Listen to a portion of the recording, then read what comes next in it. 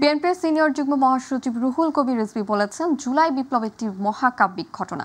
৩৬শে জুলাই বুকে ধারণ করতে হবে। দুপুরে বেঙ্গল মাল্টিমিডিয়া স্টুডিওতে প্রামাণ্য চলচ্চিত্র ৩৬ জুলাইয়ের প্রিমিয়ার অনুষ্ঠানে তিনি একথা বলেন।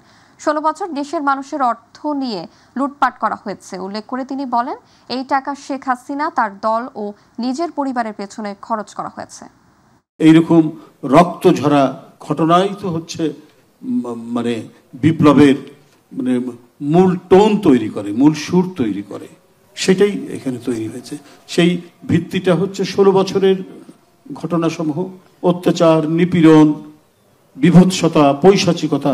তকির মতো একজন কিশোরকে হত্যা করা হয়েছে। এটা কি আন্দোলনের অংশ নয়? এটা কি ফ্যাসিবাদের বৈশিষ্ট্য বোঝানোর জন্য একটি ঘটনা নয়? আপনার শীতলক্ষা নদীতে পেট কেটে তার মধ্যে ইট ঢুকিয়ে মেরে ফেলা হলো। কারা মেরেছে? রাষ্ট্রের তৎকালীন র্যাবের যারা সেখানে কর্তৃত্ব করতেন তারা। ফ্যাসিবাদকে বোঝানোর জন্য, ফ্যাসিবাদের বৈশিষ্ট্য তুলে ধরার জন্য এটা তো একটা বড় ধরনের ঘটনা।